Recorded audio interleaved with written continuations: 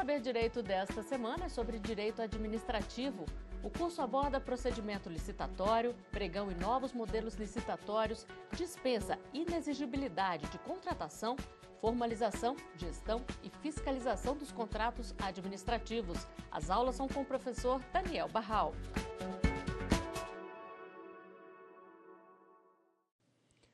Olá, tudo bem? Eu sou o Daniel Barral, professor de Direito Administrativo, e damos sequência hoje no nosso curso de licitações e contratos administrativos. Até a aula anterior, nós falamos do procedimento licitatório e agora nós iniciamos o nosso estudo do contrato administrativo, a fase em que, passada o procedimento licitatório, se desenrola as sequências de obrigações entre as partes para a execução do serviço ou para a entrega do bem. Para o objeto da nossa aula, eu vou utilizar e faço uma referência aqui à obra comentada do professor Rony Charles. Ele é advogado da União, membro da Advocacia Geral da União e um professor que eu posso dizer da nova safra do direito administrativo e que apresenta a visão atualizada do conteúdo que vamos abordar a partir de agora. Ele trata tanto do procedimento como da fase de contratação, mas ele apresenta aqui as visões, inclusive das orientações normativas da Advocacia Geral da União, os entendimentos administrativos que foram tomados tanto nas comissões uniformizantes, da qual inclusive eu faço parte, e que ajudam a entender o atual contexto da contratação pública brasileira. Bom, abordando o tema específico, que é a contratação pública, eu preciso primeiro fazer uma contextualização do contrato de uma maneira geral, para que aí possamos compreender a diferenciação entre contrato e contrato administrativo. E nesse ponto eu preciso já deixar claro a minha visão em relação a esse contexto.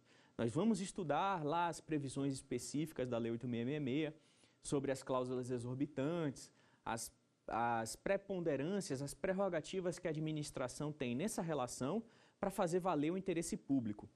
E se essas preponderâncias, essas exorbitâncias, elas têm, muitas das vezes, um fundamento jurídico, uma ratio, inclusive constitucional, em outras situações, ela não deveria estar presente no âmbito da contratação. E aí eu quero fazer também uma referência de um outro livro, caso vocês queiram aprofundar esse estudo, que é a tese de mestrado da professora portuguesa Maria José Estorninho, intitulado Um Requiem por um Contrato Administrativo, que lá ela aborda e tenta desmistificar algumas diferenças, algumas diferenciações existentes entre o contrato e o contrato administrativo. E qual é o meu ponto aqui?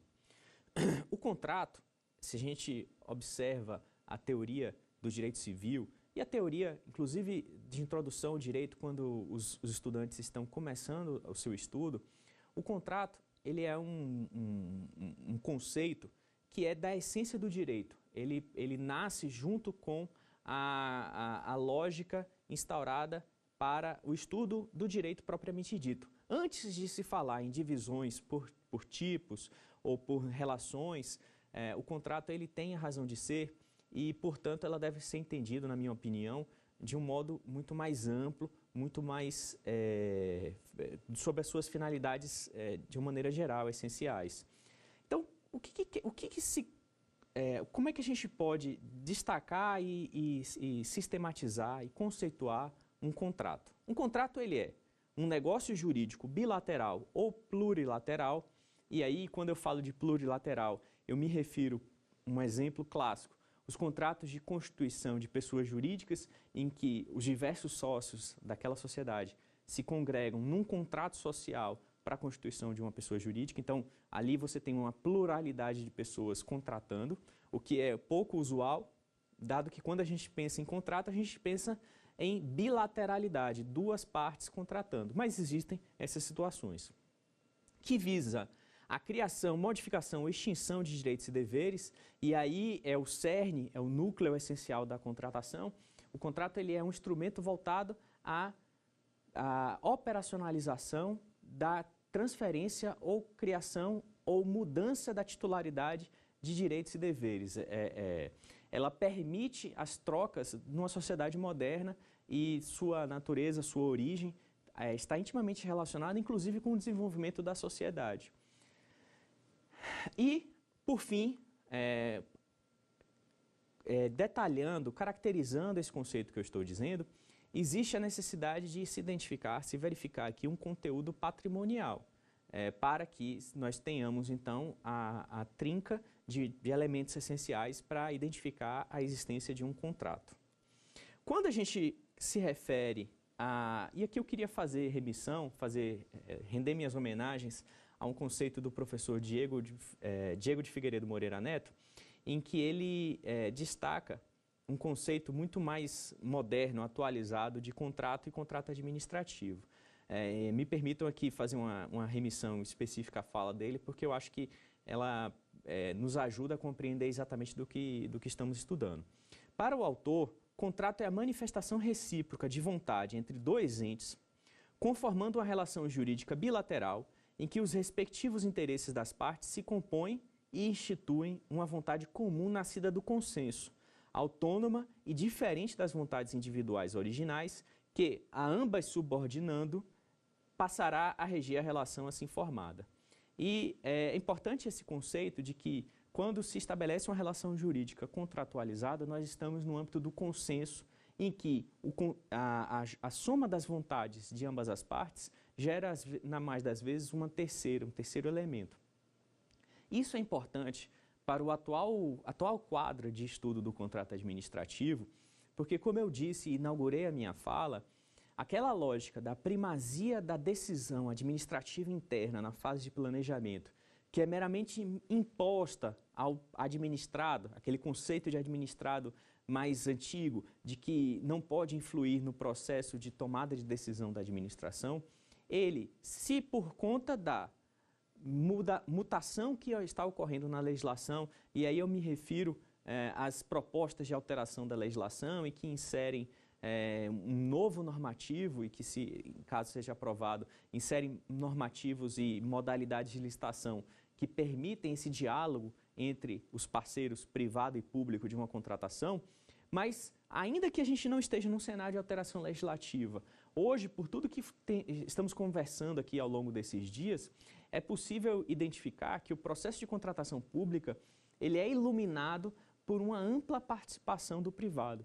E assim deve ser porque toda vez em que a administração ela ignora, ela não leva em consideração os custos que as suas decisões podem somar àquela contratação, ela acaba fazendo um mau negócio para a administração. Então é importante ter presente que as cláusulas exorbitantes, elas têm um fundamento e vamos estudá-las na sequência, mas elas só têm o seu fundamento de validade quando nós estamos pensando na sua aplicação associada ao atingimento, como essenciais ao atingimento do interesse público. Se nós não temos essa ligação, esse liame de fundamentação, de legitimidade entre as cláusulas exorbitantes e o atingimento do interesse público, a administração ela deveria repensar suas práticas e pensar em contratações mais singelas, menos dotadas de primazias, porque toda primazia, toda prerrogativa, ela acrescenta um custo àquela contratação e que, às vezes, ela não se reflete num resguardo do interesse público, na maioria das vezes. Mas vamos tentar abordar esses conceitos mais à frente.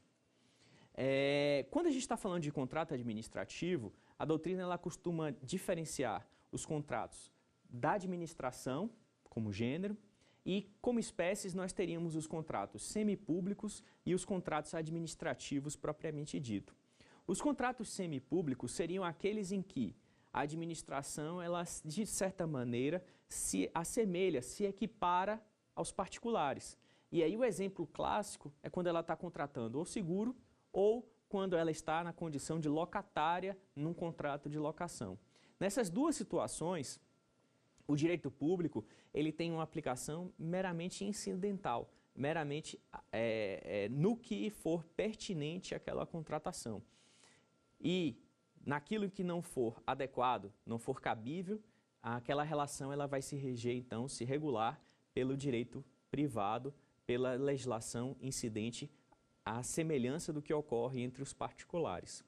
Já nos contratos administrativos, e aí eu me refiro à construção de obras públicas ou à prestação de serviços públicos, serviços tipicamente da essência da atividade administrativa, nós temos então o contrato administrativo com todas as prerrogativas que eu mencionei antes e que a gente está num cenário de discussão, de repensar o rol de prerrogativas da administração vis-à-vis o interesse público. Acho que essa é uma discussão importante e que a gente precisa refletir mais sobre a adequabilidade do regime jurídico previsto às condições específicas de cada um dos contratos. Bom, falando especificamente dos contratos administrativos, eles são identificáveis pela doutrina como componentes, apresentando determinadas características. E aqui vamos tratar uma a uma esses requisitos, né? O primeiro que é apresentado é o formalismo moderado. O que é o formalismo moderado? Ele é aquela demonstração, e vocês puderam perceber ao longo das nossas aulas, que para que haja o regular andamento de um processo de contratação pública, a administração ela precisa atender um certo número de regras pré-estabelecidas. Ela precisa produzir atos administrativos e atender regulamentos que demonstrem a lisura de todo o procedimento administrativo. Não é sem razão que o primeiro ponto de demonstração do formalismo moderado é a demonstração de que o contrato ele foi precedido adequadamente do processo administrativo de contratação. A modalidade licitatória foi observada, os requisitos impostos para a contratação estão obedientes à lei. Além disso, não se autoriza um contrato administrativo de maneira verbal, salvo na hipótese do parágrafo único do artigo 60, que diz que em contratos até o valor atual R$ 8.800, os contratos eles devem ser todos formalizados por escrito. E esses contratos verbais, aquele que está na prática, às vezes pode não conseguir identificar exatamente como isso ocorre na prática. Hoje a administração, pelo menos no âmbito federal, consolidou isso por norma infralegal no sentido de que esses são os conhecidos cartões corporativos, em que determinadas autoridades e servidores autorizados possuem a prerrogativa de realizar pequenas compras de pronto pagamento mediante esses cartões e submeter a prestação de contas a posteriori dos gastos efetuados com esses conhecidos cartões corporativos. É com essa previsão legal constante na Lei 8.666 que esse gasto de pequenas compras pode ser feito, de novo, nesse limite de 5% da modalidade do convite, que hoje é de R$ 8.800. Também, um outro ponto do formalismo moderado é a observância do artigo 55 da Lei 8.666, que estabelece as cláusulas essenciais de toda a contratação. Nesse caso, a administração ela deve observar e celebrar um contrato que tenha a sua forma prevista e que obedeça o rol de cláusulas essenciais previstas no artigo 55. Nesse ponto, é importante destacar que a Advocacia Geral da União, preocupada com o atendimento da formalidade legislativa, da formalidade imposta pela lei, edita editais e contratos padronizados, disponíveis na sua página principal, e que tem uma ampla aceitação, tanto no âmbito federal, e no âmbito federal existe uma imposição infralegal de sua utilização, e também nos estados e municípios. Então, você que está nos ouvindo agora pode consultar a página da Advocacia Geral da União e verificar os requisitos formais de atendimento do que estou falando agora aqui no artigo 55 da 8666. Outra questão atrelada e comumente identificada como formalismo moderado, e quando eu digo moderado, é porque o formalismo não pode superar a intenção querida com aquela contratação. Então, eu não posso, ainda que nós tenhamos que cumprir todos esses requisitos impostos pela lei, o formalismo ele não pode superar o princípio da boa-fé, o princípio da função social do contrato. Então, nessa situação, é importante que o moderado venha qualificar essa característica do contrato administrativo para destacar que a forma não pode superar o mérito. Então, ela deve observar de maneira geral o preceito contido no artigo 57, parágrafo 3º da Lei 8.666, que fala do prazo determinado das contratações.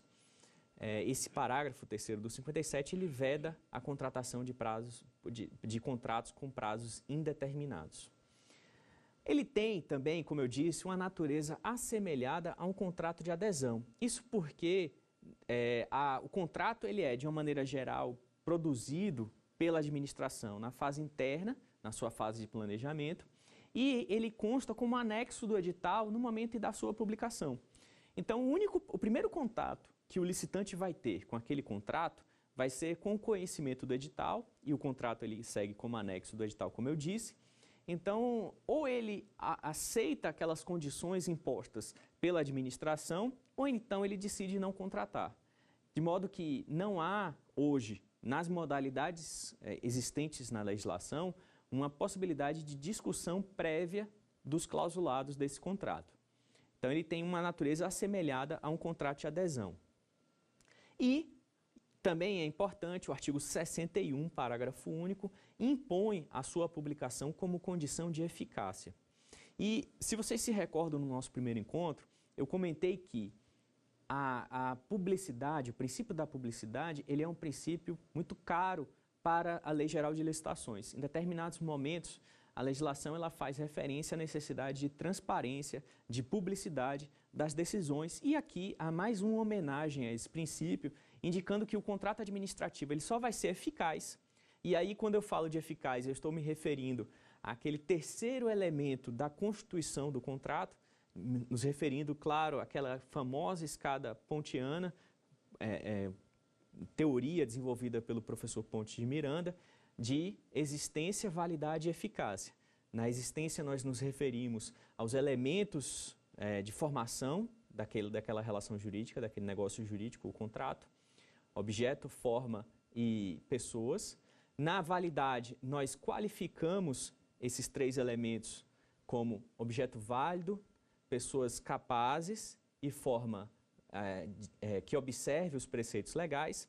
E na eficácia, nós investigamos a real capacidade de concretização do que foi contratado. E aí verificamos se não pende em relação àquele objeto contratado nenhum elemento acidental como uma condição para que essa eficácia venha a termo. Então, termo ou condição ou encargo são elementos acidentais que atrapalham a eficácia, a plena eficácia de um contrato. E nesse caso, nós estamos comentando o artigo 61, parágrafo único, que se associa muito a essa terceira condição de validade e eficácia do contrato.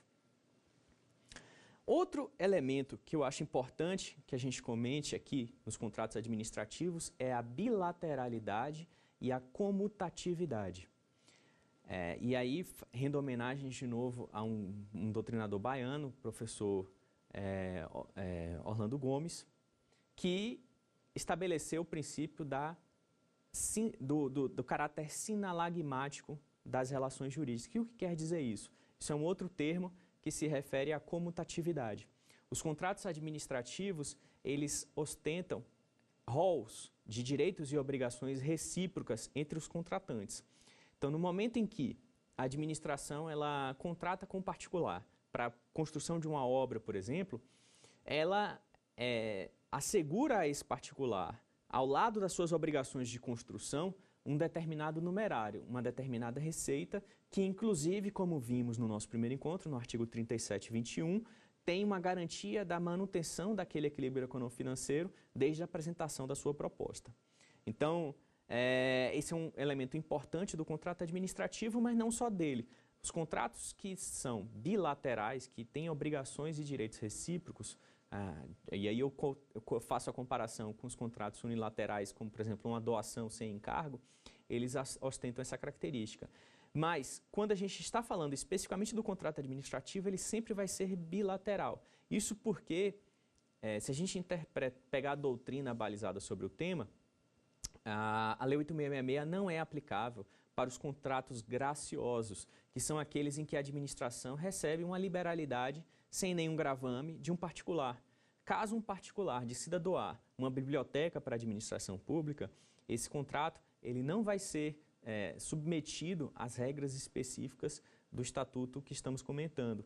Isso porque o artigo 2º e o artigo 3º especificamente, mediante a interpretação tanto dos órgãos de controle como da doutrina, entende que isso não é subsumível às disposições da Lei Geral de Licitações. Também, o contrato administrativo ele tem como característica ser personalíssimo, intuito personae. Isso porque a gente viu aqui no nosso último encontro que para que a administração possa fazer um contrato, ela precisa se certificar que o contratado é aquele mais bem capacitado para atender o interesse da administração. Então, eu não contrato como administrador qualquer um. A natureza e as características do meu contratado são importantes para que eu possa celebrar o contrato administrativo. Então, a característica pessoal do contratado, ela é relevante para o contrato administrativo e para a própria definição do Instituto. Agora, outro elemento importante e que é da essência da definição do contrato administrativo é o desequilíbrio e a instabilidade. E aí estávamos comentando das cláusulas exorbitantes que conferem à administração uma posição superior de vantagem em relação ao parceiro privado contratado. E a instabilidade, que autoriza a administração a qualquer momento encerrar aquele vínculo, encerrar aquele contrato, desde que presente uma razão de interesse público relevante.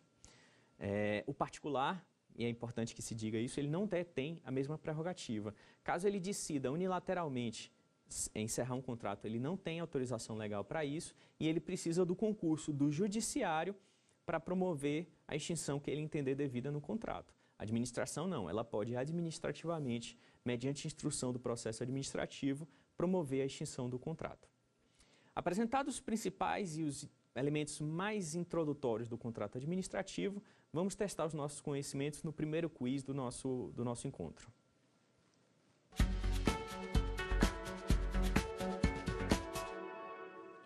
Sobre os contratos administrativos, assinale a alternativa correta. A administração, letra A, a administração não goza de prerrogativas, haja vista que isso configuraria a existência de cláusulas exorbitantes, o que é vedado pelo ordenamento jurídico brasileiro. Letra B, os contratos administrativos são regidos por normas de direito público, mas, havendo lacuna legislativa, poderão ser aplicadas normas de direito privado de maneira supletiva. Letra C, todos os contratos celebrados pela administração pública devem ser regidos por normas de direito público. Letra D, os contratos administrativos têm como características serem consensuais, formais, impessoais, comutativos e onerosos. Então a resposta certa é a letra B, porque ela aborda os conceitos que comentamos antes. Logo no início do nosso curso, quando eu destaquei que os contratos administrativos eles devem ser entendidos como integrantes de um gênero mais amplo, maior de contratos que estão associados intimamente à natureza do próprio direito. Então, além dessa redação que comentamos no inciso, na letra B, ser clara disposição da Lei 8.666, ela tem um fundamento na própria razão da existência do Instituto Jurídico que estamos comentando. Falamos então dos elementos característicos. Agora é importante que a gente faça uma diferenciação entre a formalização do contrato. O contrato, como eu disse, é uma relação jurídica entre duas ou mais pessoas com o objetivo de criar ou transformar direitos, né? Foi esse o conceito mais atalhado que eu apresentei aqui no início da nossa conversa. Mas é um erro muito comum a gente identificar o contrato, a gente confundir o contrato com o documento que formalize as cláusulas que nós comentamos. O contrato, ele é a relação estabelecida entre as partes, de natureza patrimonial, que tem o objetivo de transformar direitos, de criar, transformar ou extinguir direitos. Mas a formalização desse instrumento, o instrumento escolhido pelas partes para a formalização desse vínculo, ele pode ou não se consolidar, se plasmar num instrumento contratual. Isso porque há uma autorização legal prevista lá no artigo 62, parágrafo 2º, especificamente da Lei 8.666, que autoriza, em determinadas situações, a substituição do instrumento contratual por instrumentos equivalentes, como nota de empenho, carta-contrato e outras opções, autorização de compra, outros elementos mais simplificados que autorizam, nessas situações excepcionais que vamos comentar, a substituição do instrumento contratual por um documento equivalente. Mas atenção, essa substituição, essa autorização legal constante lá no artigo 62, parágrafo 2º da Lei 8.666, não dispensa a observância do rol do artigo 55. É importante que isso fique bastante presente na cabeça de vocês, porque a rol de cláusulas essenciais constantes no artigo 55, ele deve ser observado tanto no instrumento contratual como nos instrumentos equivalentes. Então, quais são as situações em que eu posso utilizar o contrato verbal, os outros instrumentos que eu estou comentando aqui, ou o termo de contrato? Como a gente comentou, o contrato verbal é aquele para pequenas compras de pronto pagamento até o limite de 5% do valor do convite, que no caso hoje, depois do decreto 94/12, é R$ 8.800. A substituição pelos outros instrumentos pode ocorrer sempre que o objeto, e aí são elementos adicionais que devem ser levados em consideração, sempre que o objeto contratado não envolver valores associados àquelas duas modalidades de licitações mais gravosas, concorrência e tomada de preços, ou mesmo que supere esse valor, mas que for de entrega imediata e que não haja necessidade de obrigações futuras, como uma entrega de um bem com garantia associada do fabricante. Então, se você tiver um valor, em valores de hoje, né, até R$ 1.430.000 para outros bens e até R$ 3.300.000 para obras e serviços de engenharia, você pode substituir esse instrumento contratual obrigatório nas hipóteses mais complexas pelos instrumentos equivalentes. E, além disso, mesmo que você tenha um valor que supere, um objeto contratual que supere esses valores, 1.430 e 3.300.000, mas que seja de entrega imediata e que não haja necessidade de obrigações futuras, ainda assim você pode fazer essa substituição. Por outro lado, aí é uma ambivalência também da interpretação. Se você tiver valores superiores ou mesmo que o valor não seja superior a esse, mas existam obrigações de entregas futuras, a administração ela não pode se valer dos instrumentos simplificados e precisa observar a necessidade de formalização disso no instrumento contratual adequado. E aí eu faço remissão aos dois acórdãos importantes para o estudo de vocês. O acórdão 423 de 2011, plenário, relatado pelo ministro Augusto Scherman Cavalcante, e o acórdão 1219 de 2007 da primeira Câmara, relatado pelo ministro Augusto Nardes. Em ambas essas situações, o Tribunal de Contas entendeu da forma como eu estou comentando. Mesmo que o valor seja menor do que esse previsto no artigo 62, parágrafo 2º, caso existam obrigações futuras, há necessidade de observância do instrumento mais robusto, mais qualificado. As cláusulas exorbitantes que eu comentei com vocês, quais são elas? Estão dispostas lá no artigo 58 da Lei 8.666 e o artigo 58 ele apresenta 5. São basicamente a modificação unilateral, exceto as cláusulas financeiras. Então, a possibilidade prevista lá no artigo 65 da 8.666, que veremos na próxima aula, de alterar o objeto contratado, seja unilateralmente, nas hipóteses do inciso 1, ou por acordo entre as partes, acordo com o parceiro privado, nas 4 hipóteses previstas lá no inciso 2 do artigo 65. Também nós podemos promover a extinção daquele contrato por ato unilateral da administração, que eu comentei com vocês também. Essa modalidade de extinção amigável é aquela em que, a primeira amigável, é aquela em que as partes de comum acordo chegam ao entendimento de que aquele vínculo precisa se extinguir, mas existe também a possibilidade de maneira unilateral a administração determinar a extinção, caso o interesse público assim o determine.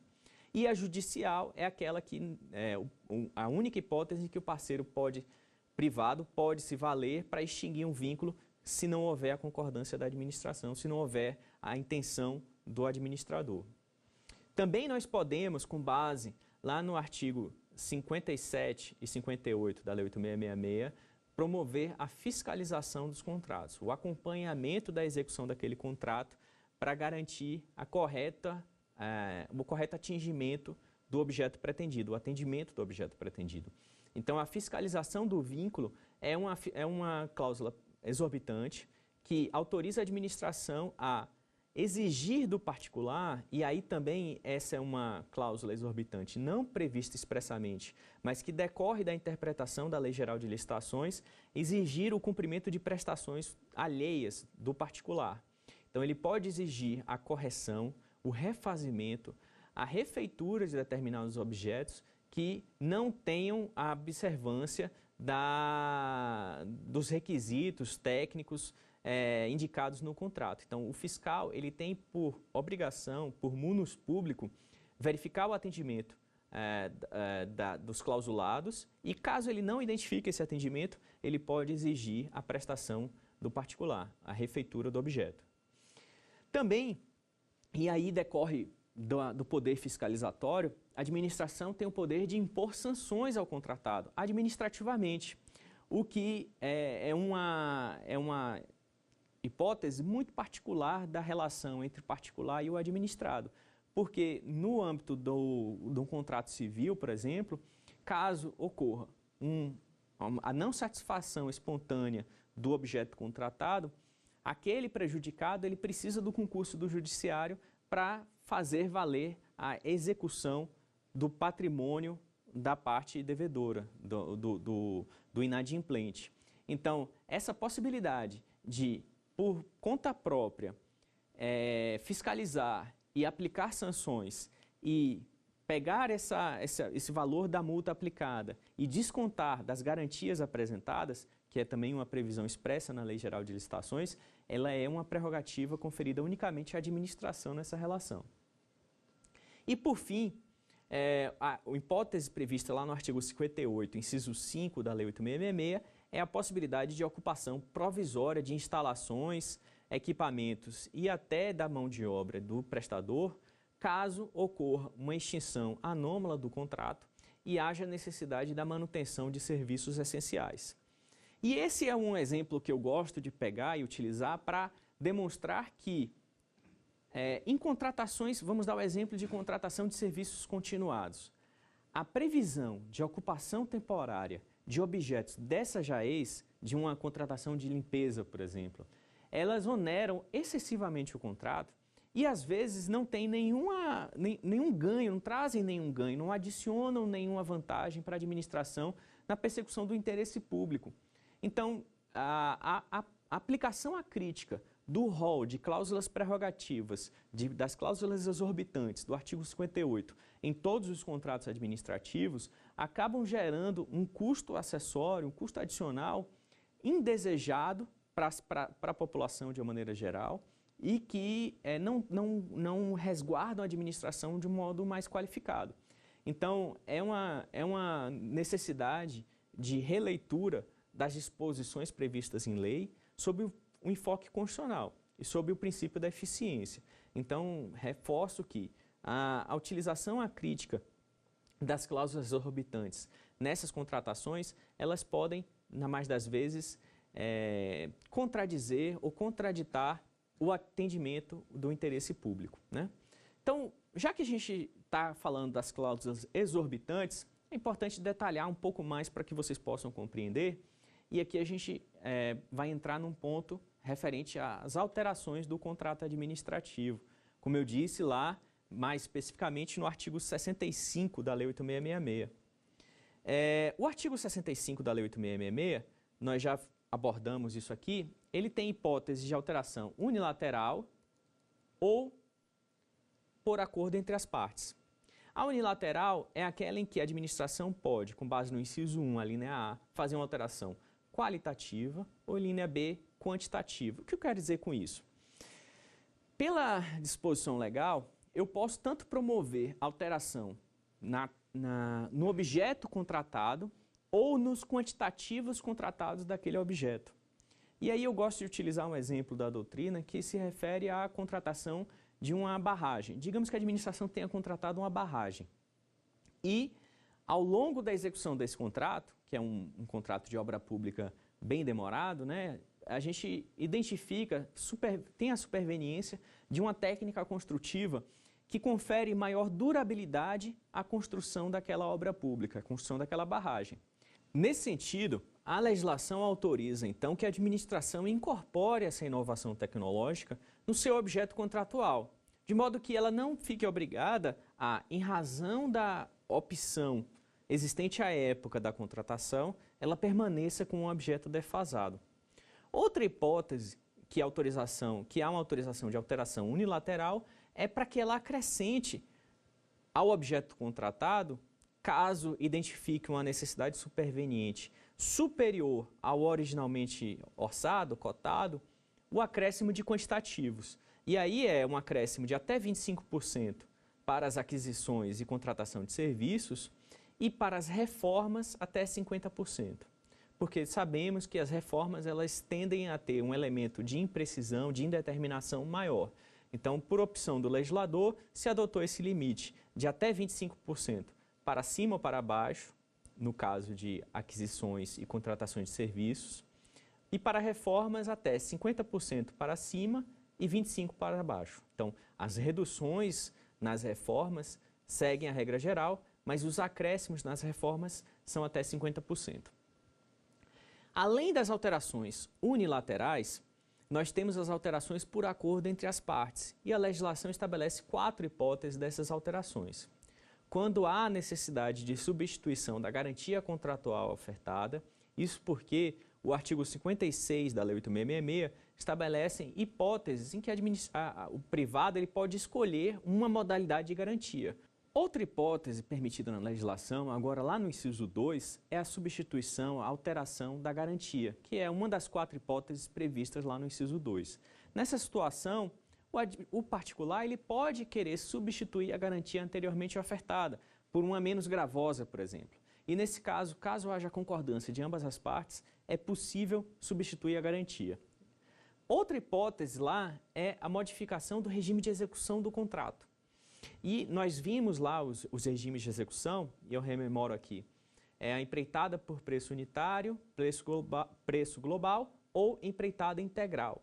Caso, durante a execução do contrato, se identifique a necessidade de substituição desse regime de execução, isso é possível por acordo entre as partes, lá no 65.2b. A modificação da forma de pagamento, também do cronograma de pagamento, ou qualquer situação relacionada ao pagamento, ela pode ser alterada também no 65.2c, isso sempre vedada a antecipação de pagamento ou a quebra do equilíbrio econômico-financeiro de parte a parte. O equilíbrio econômico-financeiro é bom sempre repisar. Ele é interditado da alteração unilateral da administração, porque é uma garantia constitucional do contratado, é a contrapartida que ele possui face todas as cláusulas exorbitantes do contrato administrativo, ele tem a defesa de que o equilíbrio econômico-financeiro apresentado na sua proposta será honrado durante toda a execução do contrato. E, por fim, o que eu considero o inciso mais importante desse rol do inciso 2 é o artigo 65.2d, que trata das hipóteses de reequilíbrio do contrato administrativo. Falaremos mais para frente também.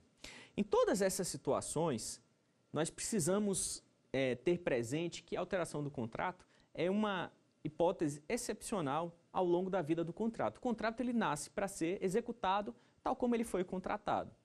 Se há necessidade de uma correção de rumo, de uma alteração do objeto, por qualquer dessas hipóteses que eu mencionei, nós precisamos, como um dever de legitimação do ato decisório, observar alguns requisitos impostos. Quais são eles? Inicialmente, o primeiro é a demonstração clara e inequívoca da necessidade da administração.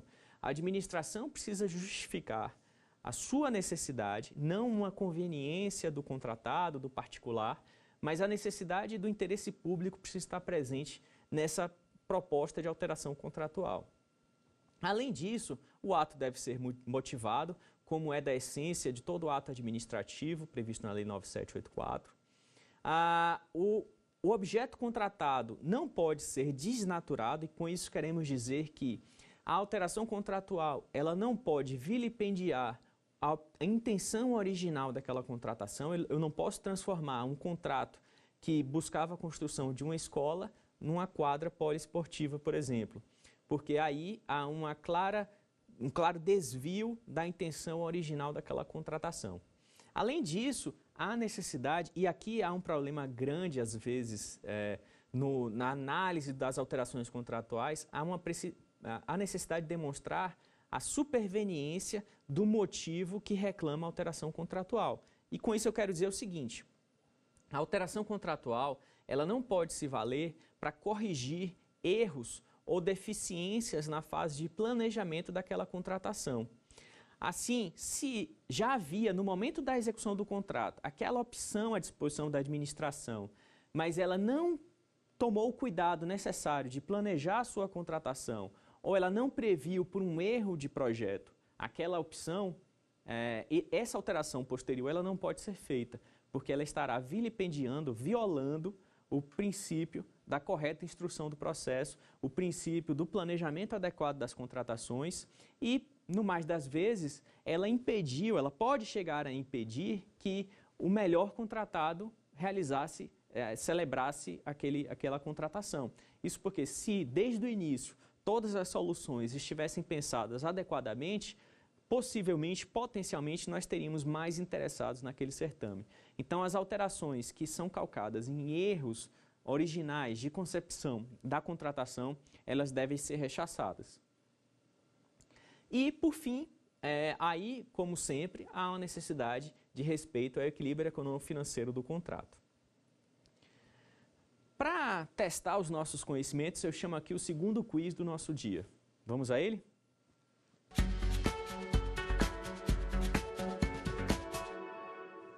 Ainda sobre contratos administrativos, no que concerne às alterações unilaterais, é incorreto que se afirma em: somente a administração pode alterar unilateralmente os contratos administrativos. B. A administração está autorizada a realizar alterações quantitativas e qualitativas nos contratos administrativos, desde que respeitada a natureza do contrato. Quando houver modificação do projeto ou das especificações, a administração poderá alterar unilateralmente o contrato para promover a melhor adequação técnica. E letra B. Se verificar a necessidade de modificação do regime de execução do objeto ou do modo de fornecimento, em face da verificação técnica da inaplicabilidade dos termos contratuais originários. Então, a resposta certa é a letra D, como podemos dizer. Ficou fácil depois que apresentamos aqui a impossibilidade de verificação, de correção de desvios ou dificuldades que deveriam ter sido atendidas, corrigidas na fase de planejamento desde o início. A todas as outras hipóteses veiculam hipóteses corretas, situações em que discutimos aqui agora. É importante fazer referência a uma decisão paradigmática do Tribunal de Contas da União, que é a decisão 215/99. Por que essa decisão é importante de conhecimento de vocês?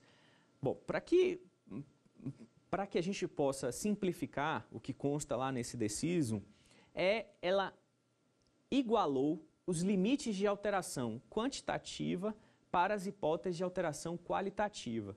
Vocês se recordam quando a gente estava falando do artigo 65, inciso 1, alíneas A e B, que eu disse que existiam as hipóteses qualitativas e de alterações quantitativas, e que no caso das quantitativas havia um limite de 25% para cima ou para baixo para as contratações comuns e para as reformas 50% para cima e 25% para baixo. Pois bem, em razão dessa decisão, a decisão 215/99, esses limites aplicáveis originalmente às alterações quantitativas, elas passam a valer também, pelo menos para os objetos fiscalizados pelo Tribunal de Contas da União, para as alterações qualitativas. Essa é uma decisão que tem um problema focado exatamente na real execução dos contratos. O Tribunal de Contas da União, numa posição de controle da execução, da correta execução do objeto contratado, ele buscou, por meio da interpretação da Lei 8.666 e quase que num processo de integração da norma, ampliar uma previsão expressa de aplicação do artigo dessa limitação legal às hipóteses de alteração qualitativa. Essa é uma decisão, é importante que se diga, fortemente criticada pela doutrina que se debruça sobre o estudo da matéria de licitações e contratos. A uma porque não existe previsão expressa na legislação a respeito dessa limitação, e segundo porque, em determinadas situações, como o exemplo que eu dei, havendo uma demonstração de razoabilidade dessa alteração, ganharia o interesse público com essa alteração.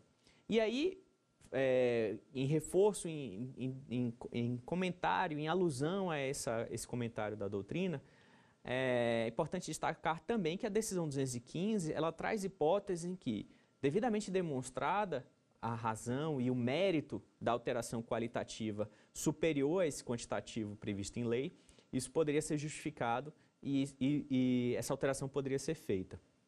Contudo, até a Lei 13.655, que alterou a Lei de Introdução ao Direito Brasileiro, a gente percebia um cenário de muita tibieza na aplicação dessas exceções.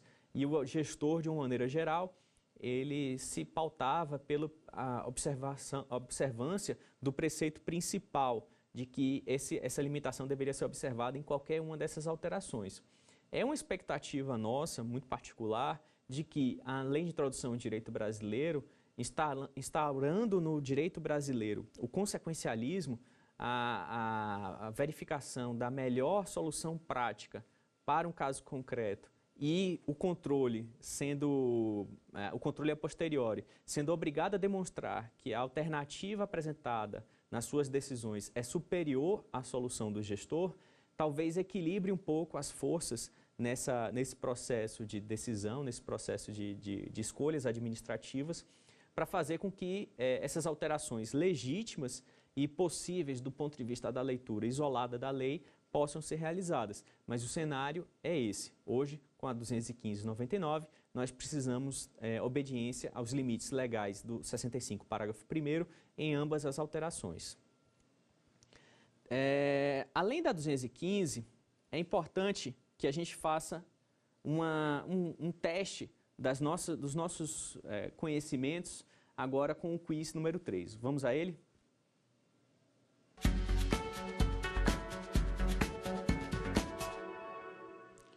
A respeito dos contratos administrativos, assinale a alternativa incorreta. A rescisão administrativa ou amigável deverá ser precedida de autorização escrita e fundamentada da autoridade competente. É permitida à administração, no caso de concordata do contratado, manter o contrato, podendo assumir o controle de determinadas atividades de serviços essenciais. Letra C. A rescisão do contrato poderá ser amigável por acordo entre as partes, reduzida a termo no processo de licitação, desde que haja conveniência para a administração. Letra D. Ocorrendo impedimento, paralisação ou sustação do contrato, o cronograma de execução será prorrogado por até 120 dias. A letra incorreta é a letra B, porque, como nós já comentamos aqui, a Lei 11.101, ela extinguiu a figura da concordata. E se nós, ainda que estivesse vigente o ordenamento jurídico que previa esse instituto, o comando é de extinção do contrato em razão da concordata, porque ela perdeu as condições habilitatórias para a execução daquele objeto. Então, a letra incorreta é essa. Bom, antes de entrar no nosso tema, eu acho que vale a pena fazer um estudo e uma retrospectiva do que comentamos aqui. O contrato administrativo, então, ele é uma hipótese extravagante das regras gerais de contratação do direito civil, possui particularidades previstas especialmente lá no artigo 58 da Lei 8.666, mas é importante que a gente, atinente àquele princípio que comentamos do formalismo moderado, estude também a vigência e a eficácia do contrato administrativo.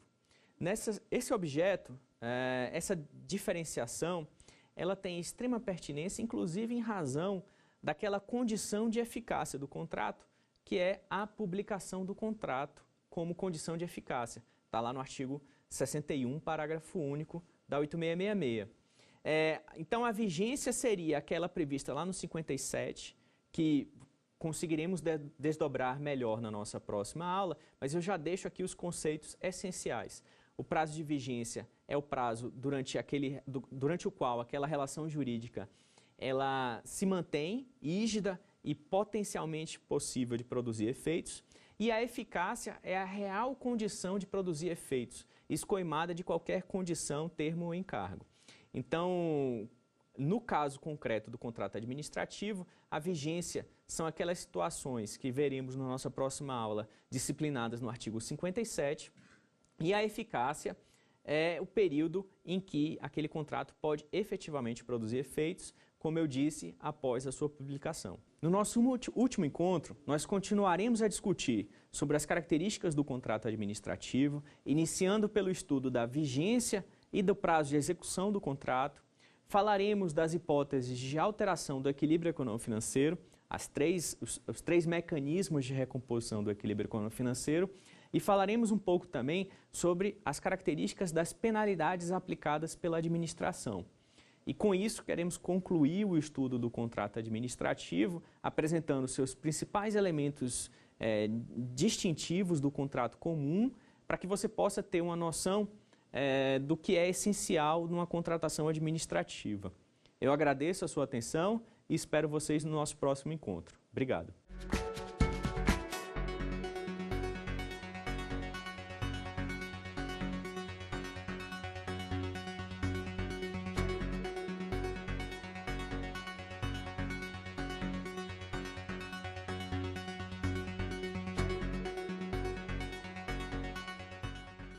Quer dar uma sugestão de tema para os cursos do Saber Direito? Então mande um e-mail para saberdireito@stf.jus.br ou entre em contato pelo nosso WhatsApp. O número é esse que aparece na sua tela. Você também pode estudar pela internet. Basta acessar o site tvjustiça.jus.br ou rever as aulas no canal da TV Justiça no YouTube, TV Justiça Oficial.